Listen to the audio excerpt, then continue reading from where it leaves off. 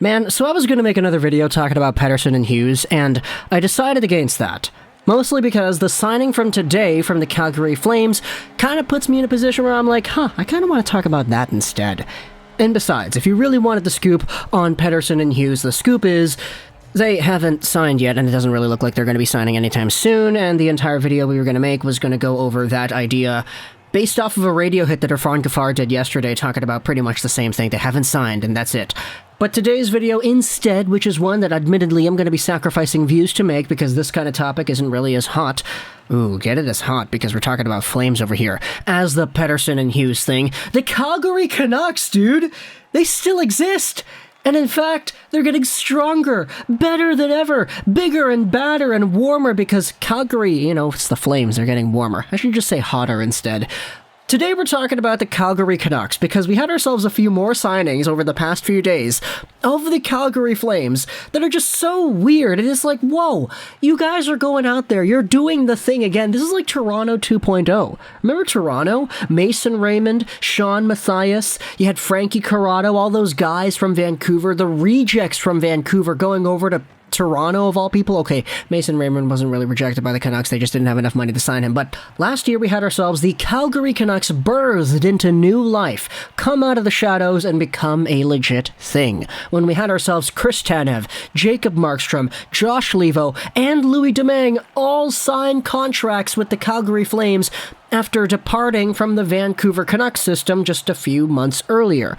This was a really big deal because Jacob Markstrom was, at the time, one of the top goaltenders in the entire National Hockey League. He was 4th in Vezina voting that season. Chris Tanev, on the other hand, was the defensive yin to Quinn Hughes' offensive yang. These guys were a fantastic pairing because Chris Tanev was a capable shutdown defenseman, one of the best in the league who could just go out there and play the game the right way and allow Quinn Hughes to be the best version of himself. Quinn not playing with Tanev this previous season was a pretty detrimental thing to his defensive shutdown abilities, and it was definitely felt throughout the lineup when Chris Tanev departed the team.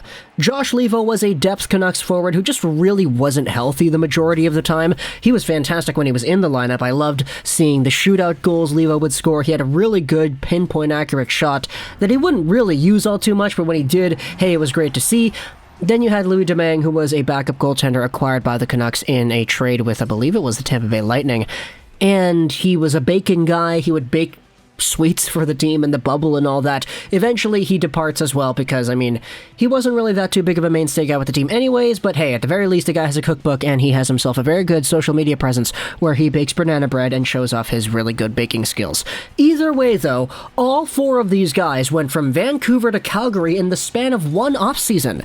And it was made even worse when we learned that Ashton Sautner, a Vancouver Canucks guy who is on the team right now, was also courted by the Flames, and they wanted to sign him too before he was like, okay, I kind of just want to stay in Vancouver. I'll stick with the Canucks over here. Sorry, Calgary.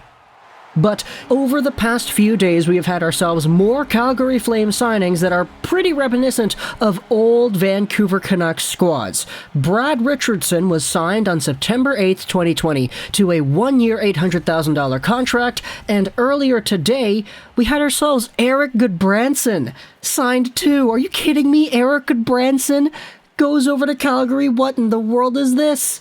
So before we get any further into the newest signing, let's just go over the first one here, because I know a lot of people are going to be like, why are you talking about Brad Richardson of all people? Like, out of all the guys to talk about, you choose Brad Richardson? And yeah, that's the thing, it's Brad Richardson, right? Like, this is a guy who, under normal circumstances, I really wouldn't talk about. But, combined with the ERIK GUDBRANSON thing, it makes for a very interesting topic, which is why we're going to be discussing it here today. Brad Richardson, man, is it not tough to believe that he was on the team, the Vancouver Canucks, 6 years ago? And furthermore, he was only on the Canucks for 2 years. Brad Richardson is a 36-year-old, 6 feet tall, 190-pound center, left-handed, $800,000 as we said. He's a former Vancouver Canuck from 2013 who signed with the club after being a part of the LA Kings for a few seasons. Now, he won a championship with the LA Kings back in 2012, and it was interesting because in this time frame when he went over to Vancouver, the Vancouver Canucks had just lost to the San Jose Sharks in the 2013 playoffs, and they had just lost to the LA Kings the year before that, to Brad Richardson and that squad that eventually won the cup. Richardson spent 2 seasons with the Canucks, having 23 points in 73 games played in his first season and 21 points in 45 games played his second season. A very good year for him. That 2014-ish kind of era of Brad Richardson was pretty interesting because Richardson, along with Mathias and I think Mike Santorelli and all those other guys too, they were a part of a bottom six that for a good chunk under the Tortorella years was so gosh darn good at shutting down the opposition that I think some people were saying that the Canucks' bottom six was as good as other teams' top sixes. Now, that didn't last because Tortorella had the meltdown, he went to the other team's locker room, and eventually the team tanked and got Jake Virtanen 6th overall, but Brad Richardson was a part of a Vancouver Canucks squad that was transitioning, you know? It was transitioning away from the prime Sedin years with Ryan Kessler and Burrows and Luongo into what people would define as the newer generation of mediocrity, I guess. They made the playoffs one year with Richardson in 2014-15 under Willie Desjardins nonetheless, and that team ended up sucking in the postseason because they didn't really produce any points. Radim Verbata, who had scored 30 that year, only scored 1 goal, and it was an empty netter as well. Brad Richardson had 0 points in the postseason that year, and then he went over to Arizona. He was a free agent, he signed in Arizona, he stayed there for a few seasons before going over to the Nashville Predators, where he had 4 points in 17 games played. You can kind of see from the production that Brad Richardson now is, I mean, he's old, he's 36 years old, he doesn't really produce as much as he did before, but nonetheless, he was always a pretty solidified, penalty-killing, two-way guy who didn't really get on the board as much, but that's not really why you played this guy. You just played him every time you didn't want a goal to go in on your own end, and Richardson was pretty good with that, so we'll see how well he plays with the Calgary Flames next season. He was really hampered by injuries in his previous season with Nashville. If any Predators fans are out there, by the way, talk to me in the comments. What was Richardson like? I mean, I kind of know about what he was with the Vancouver Canucks and parts of the Arizona tenure he had, but not really with the Predators, because he was so limited in terms of his playing time out there. But also, the Calgary Flames signed themselves today ERIK GUDBRANSON, and this is probably the biggest one here that makes the least amount of sense to me. I saw a lot of Flames fans ripping on this signing immediately because, hey, it's a right-side defenseman. What are you going to do with Shillington? Is this another guy that Oliver Shillington is going to have to outplay to get over in the lineup, but you know he's not going to get over in the lineup because GUDBRANSON is an aging right-side veteran defenseman? They paid him $1.95 million for a season. Dude, ERIK GUDBRANSON is getting $1.9 million. Still, in this day and age, he was a 3rd overall pick back in 2010, dude. That was a long time ago, and it just blows my mind that he's still capable of getting this kind of money because, like, dude, he was getting this money back in 2016, and back then, that's when a lot of people were like, oh, you know, he's going to be a leader, he's 24 years old, he is this and he is that, and he's such a good, you know, defensive presence on your team, and in Vancouver, he absolutely was not. He was a pylon, and he would get walked over in several shifts, he would do bad turnovers in his own end, he would just lie down on the ice on opposing rushes because, you know, this team would be a part of a lot of opposing rushes against. And GUDBRANSON going over to Pittsburgh, I mean, apparently they liked him. I remember a lot of Pens fans saying that he was actually pretty good when they sent him over for Tanner Pearson, but that was so short-lived because he went over to Anaheim to end off his 2019-20, and then in 2020-2021, he went over to Ottawa. He went over to Nashville, too, in a trade as well. This guy's been all over the place, and now he's in Calgary because the Calgary Flames are like, yeah, $2 million. Let's do it.